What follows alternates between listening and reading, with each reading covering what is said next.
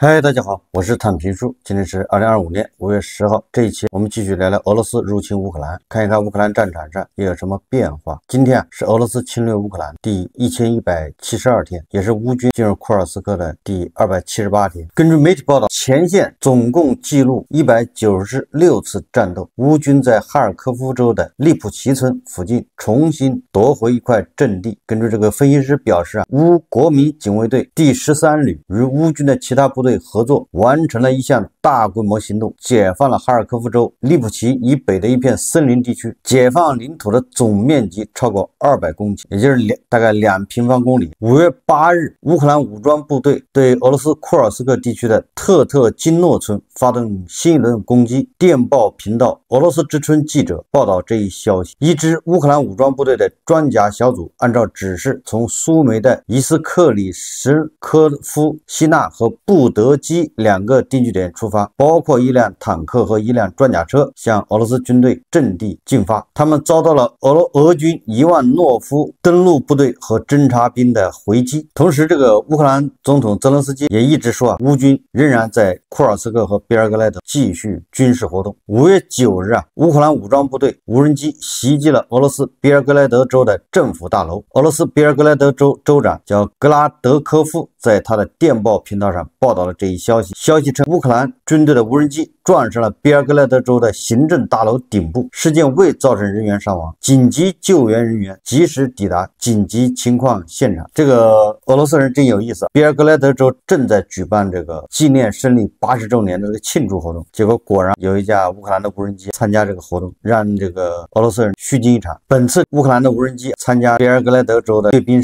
庆祝活动，导致了一名副州长和一名俄罗斯国民禁卫军军官受伤，主要是受到惊吓。俄罗斯媒体是这么报道的，说最后格拉德科夫确认有2人受伤，伤势稍微重一点的是一名执勤的国民禁卫军成员，腿部有弹片伤，以及及时送至医院接受治疗。另一名为副州长亚历山大洛伦茨，他是在这个庆祝活动结束后去医院接受检查，发现有轻微脑震荡症状。据称这架无人机的小型发动机是由德国提供的，这也是一个讽刺。80年前是苏联粉碎纳粹，80年后是德国帮乌克兰抵抗俄罗斯的侵略，角色整个的进行了这个叫兑换。德国驻华大使馆5月5号发了个微博，他说第2次世界大战始于1939年9月1日，德国入侵波兰。就在9月1号之前几天，纳粹德国与苏联签署叫莫洛托夫里宾特洛普条约，就是苏德互不侵犯条约，应该表面上是不侵犯协定，实际上还有一个秘密条约。秘密条约瓜分东欧的，就是瓜分波兰。2大独裁政权达成共识，波兰主权不在其考量之列。德军入侵2周后，苏联红军亦挥师入境，苏德完成了对波兰的瓜分，苏联顺势吞并了波罗的海3国以及部分芬兰的。2次世界大战正式爆发，发动2次世界大战的实际上是德国和苏联。乌克兰总统泽连斯基他又发了个视频，他在这个视频里面说，乌克兰议会批准乌美经济合作协议，也就是乌美矿场合作协议。最主要的是在这个视频里面，泽连斯基说他跟特朗普又互通电话。泽连斯基和特朗普的交往很不容易，特朗普在竞选总统的时候以及选上总统之后，对泽连斯基是极限施压，是横挑鼻子竖挑眼。最后在白宫，特朗普和万斯一起攻击泽连斯基，被拜登斥为这个是丢了美国人的脸。后来泽连斯基和特朗普在梵蒂冈，对吧，在罗马，在那教堂里面单独会谈15分钟，双方关系发生扭转。昨天又互通电话，这个预示着美乌的关系在特朗普这100天里面发生了一些变化。泽连斯基他说给特朗普打电话，首先是2个人互相就是祝贺2国在2战中的胜利。在电话中，泽连斯基强调了要30天完全停火，必须俄罗斯要表态。特朗普予以支持，认可泽连斯基的说法。也就是说，从5月8号开始停火实际上双方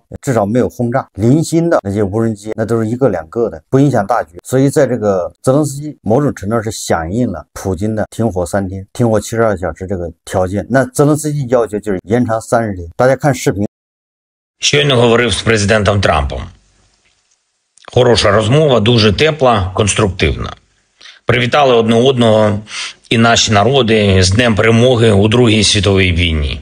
Ми говорили з президентом про спільні дії говорили про те, як наблизити реальне і тривале припинення вогню.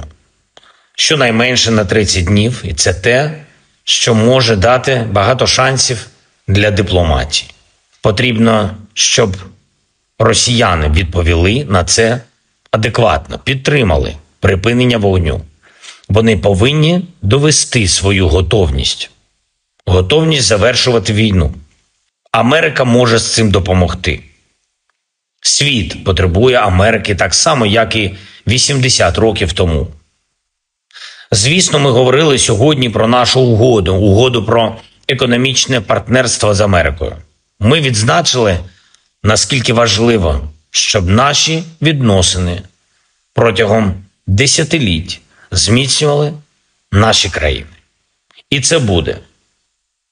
Я доручив команді оперативно працювати над створенням спільного українсько-американського фонду інвестицій. Інвестицій у наше відновлення. Також погодили з президентом Трампом наші наступні контакти.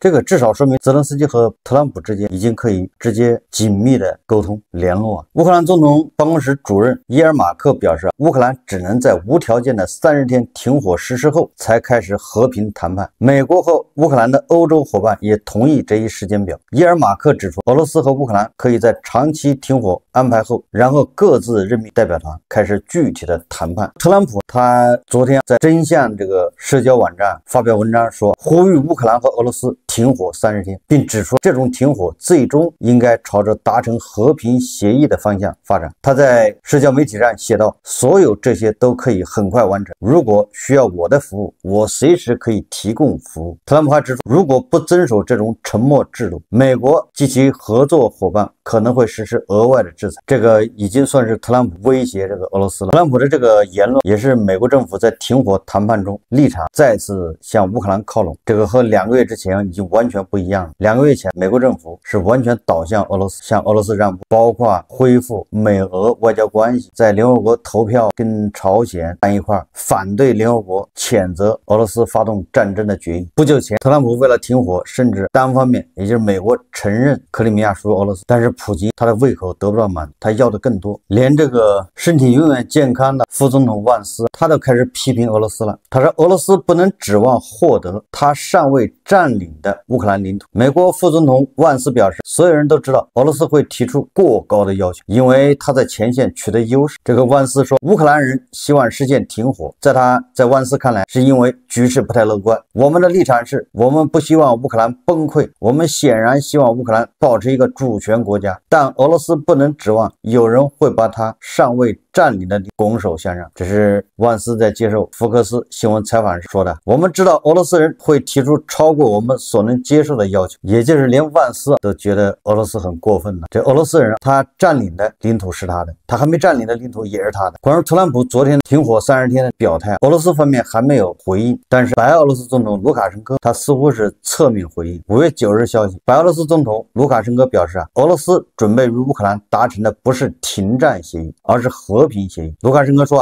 俄罗斯总统普京不欠任何人的东西，至于停火，我可以口头说说。我擅自在伏尔加格勒和他谈过这个问题，我们已经做了准备。俄罗斯早就做好了准备，不仅是为了停火，也是为了和平。卢卡申科说当美国能够就解决俄乌冲突与乌克兰达成和平协议，并且欧洲国家重回正轨时，和平就会到来。卢卡申科说这话什么意思？他就是和稀泥。普京说停火3天，泽连斯基说停火30天，特朗普说行，就这么定了，先停火30天，然后后面再延长。轮到普京了，普京说我们目的不是停火，是为了和平协议。这个表述是什么意思？就想停火是不可能，可以谈判，边打边谈，边谈边打，就这意思。这还是万斯说的，也就是俄罗斯人认为他在战场上占优势，他当然不能停，接着打，但是他也不反对谈判。不过这个卢卡申科也很贼，他向记者表示白俄罗斯不打算加入其他国家。据他介绍，白俄罗斯共和国正在学习最先进的技术。卢卡申科认为，只有这样才能一步一个脚印，2步一个台阶的发展。我怎么感觉他一步一个脚印，两步一个台阶？这个是卢卡申科说的吗？版权应该属于印度。总之，从这个卢卡申科的表态来看，俄罗斯人恐怕很难接受停火，当然他愿意谈判。我们再看看这个外交以及国际援助。英国首相斯塔默今天宣布，英国迄今为止最大规模的制裁措施，目标是俄罗斯所谓的引自油轮船队。据信，这些油轮正在规避西方因全面入侵乌克兰而实施的限制。英国政府表示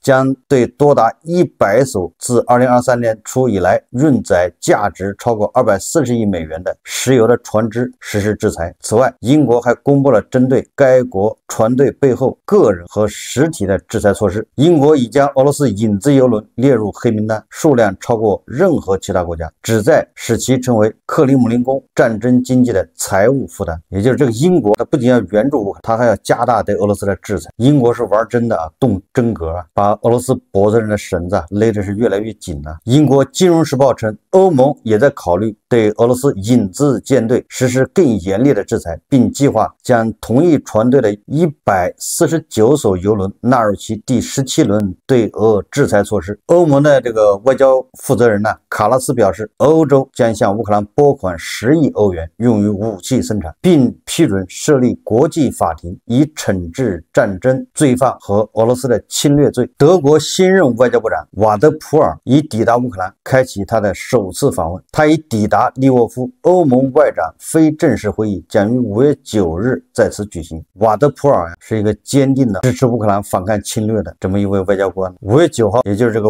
欧盟外交负责人卡拉斯他说，欧盟拒绝将乌克兰非军事化作为结束俄罗斯与乌克兰冲突的条件。卡拉斯指出，欧盟反对要求乌克兰拒绝加入北约。此外，欧盟继续支持乌克兰加入欧盟。他还补充说，北大西洋联盟各成员国部长讨论了可能达成和平解决俄罗斯与乌克兰冲突的原则，这些都是与俄罗斯人的要求相左。俄罗斯人的停火条件包括，一个是乌克兰要削减其部队，这恐怕只能保证几万人的一个国土防御部队或者是警察。乌克兰承诺不能加入北约，北约也得承诺不能接收这个乌克兰，要全世界都得认可乌东斯克州加克里米亚是俄罗斯的。非军事化和去纳粹化。去纳粹化什么意思？说白了就是把乌克兰的现政权给它换上亲俄领导人，那就叫去纳粹化。什么叫纳粹？俄罗斯人的纳粹指的是反对俄罗斯，那就是纳粹。法国和波兰今天签署一项防御条约，承诺在发生军事威胁时互相提供军事支持。波兰总理图斯克表示，该条约为扩大法国核保护伞范围至波兰的合作提供了机遇。这个马克龙前不久不说了吗？法国愿意为欧洲国家提供核保护伞，现在正在逐步落实。德国的新总理梅尔茨一上任之后，马上访问法国、波兰。这个应该是5月10号，英国斯塔默，还有法国的马克龙、波兰的图斯克、德国的梅尔茨，这个4巨头要会面。这欧洲4巨头，这差不多是欧洲4个实力最强的国家。这个说明欧洲现在是越来越达成共识，它慢，但是确实在往一起走。这4个国家走到一起达成共识，那欧洲的事情就基本定了。你看，本来波兰人是指望着美国的保护伞，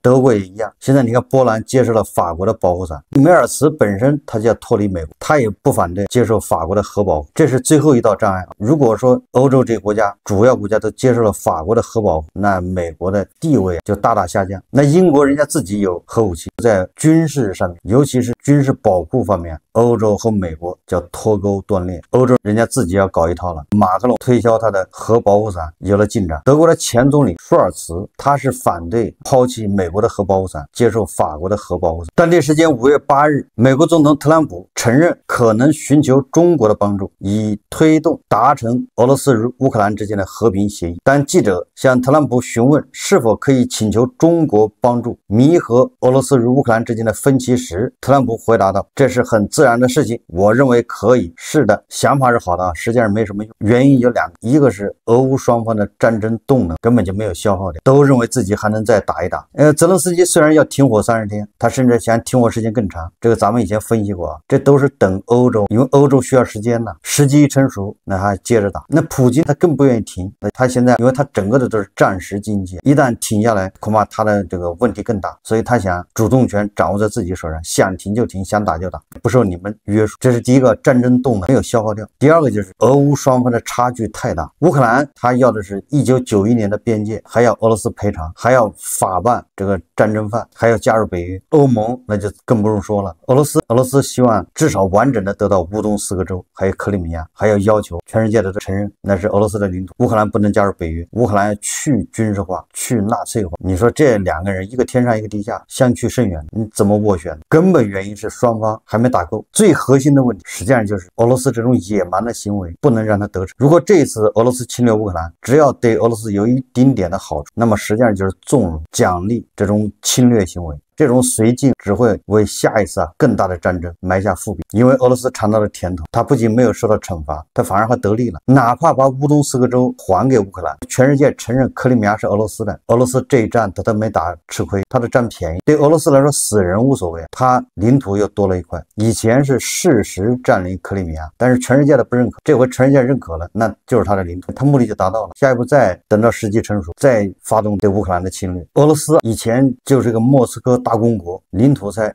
170万平方公里不到，现在是1500还是1700平方公里，涨了10倍。有人给他算了一下，这么多年来，俄罗斯是一天吞并一个相当于北京朝阳区那么大的面积，它的领土膨胀到现在，每天记住是每天吞并一个相当于北京朝阳区那么大的地方，经过470年的扩张，达到现在1700万平方公里的领土，它还没有止步。就这种国家，如果还让它这么肆意妄为，还让它这么存在，那就是对文明的这个践踏。恩格斯说得好，俄国人有多大本领，就能干出多大伤天害理的事。俄罗斯周围14个邻国，没有哪个国家没有被他侵略的。这400多年来，这俄罗斯人天天想的就是抢土地，这个也非常邪气，也就是感觉俄罗斯他就一直停留在中世纪，他没有任何进步，也不知道什么东西制约了俄罗斯民族。这个俄罗斯口报界的一哥俄罗斯安全会议副主席梅德韦杰夫他说，莫斯科很高兴看到那些来到俄罗斯首都庆祝纳粹德国覆灭80周年的朋友们。梅德韦杰夫还告诫那些支持公然的纳粹基辅政权的欧洲国家，要铭记80年前第三帝国的失败。梅德韦杰夫在其社交媒体 X 账号上用西方易懂的英语写道，帮助当今患斑疹伤寒般的新纳粹分子的欧洲哈巴狗们应该铭记德意志第三帝国覆灭的原因。你看看，刚才咱们也说了，发动第2次世界大战的是德国和苏联，但是苏联阴差阳错却成了英雄。这就是世界历史这个吊诡的地方，诡异的地方。这么看，第2次世界大战根本就不彻底。好在上个世纪90年代，这苏联自我爆炸了，自我解体，否则的话，这个世界恐怕不会像现在这样。如果2战要给大家反思的话，我认为最重要的一个反思就是为什么让苏联成了漏网之鱼。苏联有一个侵略国发动侵略战争的，最后摇身一变变成英雄，到现在还没有得到清算。所以说，全世界应该趁着现在俄罗斯侵略乌克兰，发动野蛮的侵略战争，还要彻底的清算俄罗斯。最后我们再看一下乌克兰媒体报道，当然在乌克兰媒体是援引当地消息来源，叫108电视频道报道，咱们的上市公司叫紫金矿业暂停在俄业务，说紫金矿业下属的子公司叫中国龙兴矿业集团暂时终止了在俄罗斯的业务，终止的原因是制裁限制以及来自银行机构越来越大的压力。尽管莫斯科官方大谈与